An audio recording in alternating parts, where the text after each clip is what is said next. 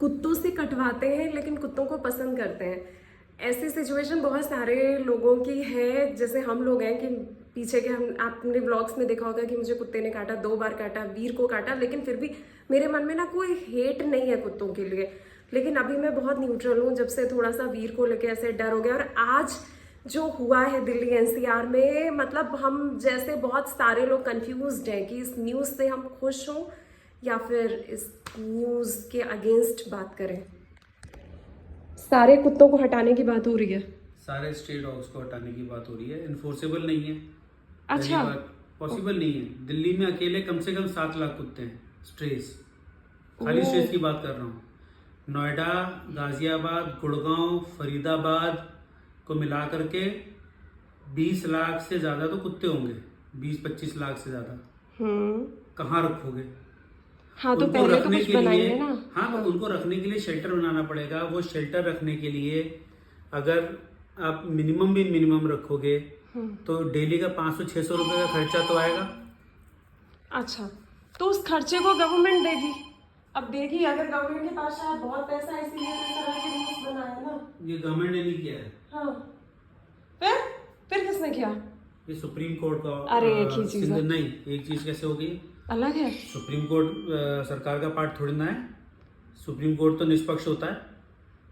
अच्छा, okay. Supreme court निष्पक्ष होता है। और ये जो रूलिंग आई है, ये रूलिंग आई इसलिए है कि कानून इतना गलत बना हुआ है हाँ, कि जो लोग सो कॉल्ड पीड़ित हैं, हाँ, जैसे तुम, मैं, जैसे हमारे बच्चे को काटा, तुमको काटा, हाँ, जैसे किन्हीं लोगों को जान से मार दिया, छोटे बच्चों को खा गए, उठा हाँ, के हाँ। बिस्तर से चुरा करके लेके भाग के खा गए, खाली स्कल मिला। हे ईश्वर। हुआ है दिल्ली की सड़कों पे। एक लेबर औरत थी, काम करती थी, बच्चा उसके साथ 2 साल का था।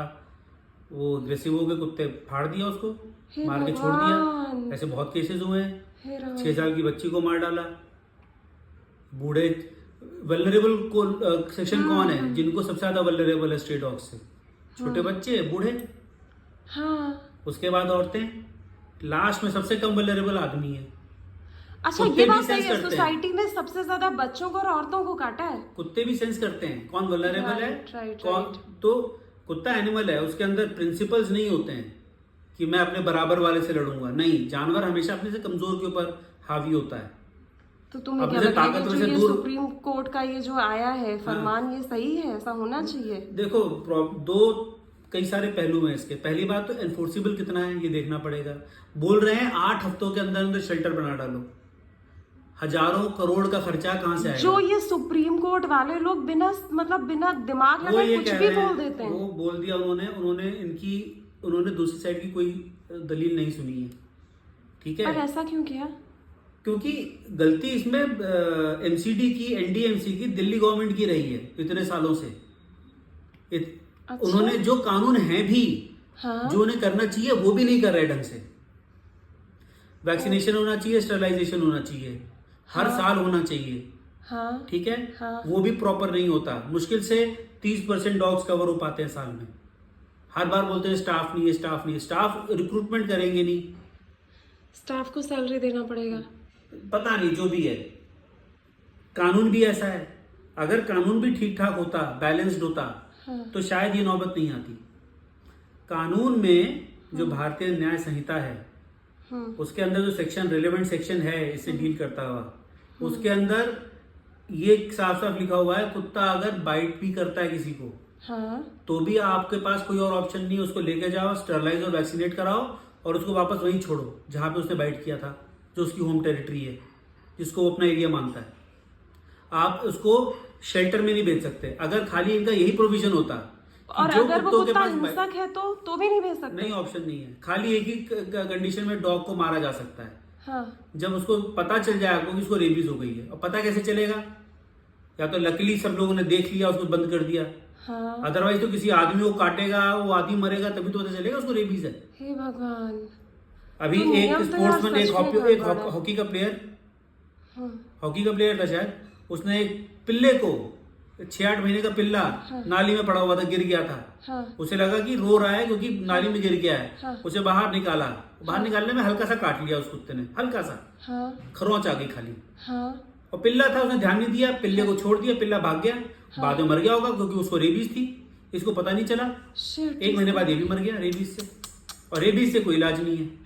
हे भगवान। एक अभी ये कृष्णा नगर में, शायद हमारे पास में कृष्णा नगर है, ये तुम्हारा मधु विहार के आगे कृष्णा नगर में एक पड़ोसी के पेट डॉग ने इस नेबर के 6 साल के बच्चे को काट लिया, 6-8 साल के बच्चे को।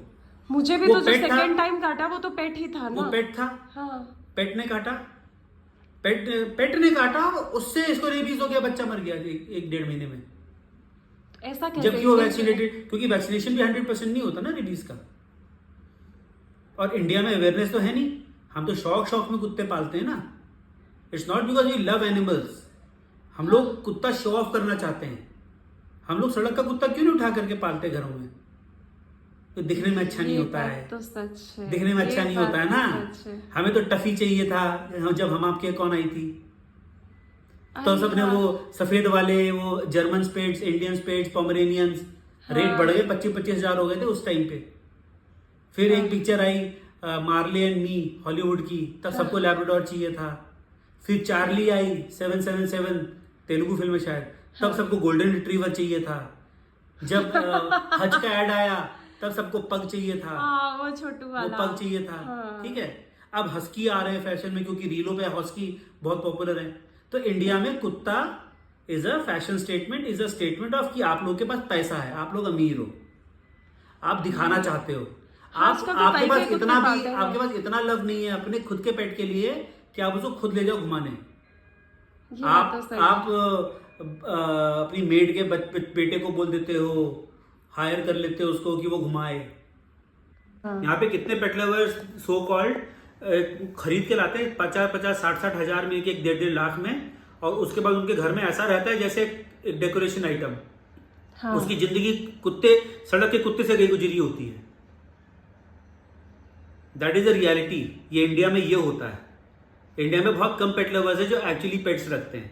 मेनका गांधी जो करती है कुत्तों के लिए, वो अच्छा करती है ना जानवरों के लिए। देखो ऐसा है, मेनका गांधी पॉलिटिशियन है तो मैं बहुत ज्यादा उसको वो नहीं करूंगा। ये कानून जब बना था तो कानून भी सिर्फ एक पहलू को देखते हुए बना था। कौन सा कानून बना था? ये cruelty against, prevention of cruelty against animals, और ये सारा का सारा हाँ जब एक्ट बना है प्रॉपर। क्या इन्फोर्समेंट है इनकी? कुछ भी नहीं, कुछ भी नहीं है। अच्छा, अगर एनिमल लव करो तो हर एनिमल को लव करोगे ना, खाली कुत्तों के लिए लव है। सड़क पे गाय घूमती रहती है, प्लास्टिक खाती रहती है, चबाती रहती है, तो उसके लिए क्या है? दिल्ली में इतने गांव हैं, उन गांवों के अंदर आज भी पता नहीं बाबा आदम के जमाने का तबेला खोल करके बैठे लोग, गाय भैंस। उतने छोटे छोटे गांव जहां पे एक मैदान नहीं है घास खाने के लिए, वहां पे एक बंदे के पास 50-60 गायें हैं। उसका दूध बेच करके वो पैसे कमा रहा है, और उस गाय को खिला क्या रहा है? कहां से खिला रहा है? सड़क पे छोड़ देते हैं सुबेरे सुबेरे। ये जो गाय बैठी रहे सड़कों पे, ये आवारा गाय थोड़ी ना है। हाँ। कुछ आवारा है जो दूध देना बंद कर चुकी हैं, तो अब उसको किसी काम के लिए छोड़ दिया। हाँ। वो गांव होगा, जब से बीजेपी गवर्नमेंट आई तब से मार नहीं सकते ना, ये भी रूल पहले भी नहीं मार सकते थे। अच्छा, ऐसा कहते हैं कि बीजेपी के आने के बाद अधिकतर राज्यों में आप गाय को हाथ नहीं लगा सकते, कानून ऐसा है। मारने की बात नहीं हो रही है ना। हाँ। बात मारने की नहीं हो रही है, बात ये हो रही है जब शेल्टर की बात करें ना, गाय के लिए शेल्टर नहीं है यहाँ पे प्रॉपर। हाँ, गाय होंगी 1 लाख, गाय चलो 1 लाख होंगी। हाँ। उनके लिए तो शेल्टर है नहीं, उनको तो माँ मानते हैं। ये बात तो सही है। ये 7 लाख दिल्ली के कुत्तों को कहाँ शेल्टर दोगे? कौन पैसे देगा इसके लिए? कहाँ से लाया जाएगा पैसा? अभी इस वक्त दिल्ली में टोटल शेल्टर्स दिल्ली एनसीआर में 5000 कुत्तों के लिए हैं बस, पूरे दिल्ली एनसीआर में। कहां से लाओगे शेल्टर? शहर बनाना पड़ेगा दूसरा एक। 10 लाख कुत्तों की तुम सोचो, 10 लाख जीव हैं, 10 लाख जीव जंतु ये प्रैक्टिकली नहीं पॉसिबल है। ये जो 10 लाख जीव जंतु हैं, सुप्रीम कोर्ट कम से कम एक कुत्ता सड़क पे जब रहता है तो उसकी लाइफ 3 से 5 साल रहती है। वो आपस में लड़ मर के एक दूसरे को मार मूर के खत्म कर देते हैं 5 साल के अंदर अंदर। जब वो शेल्टर में रहेंगे तो लाइफ टाइम बढ़ जाएगी।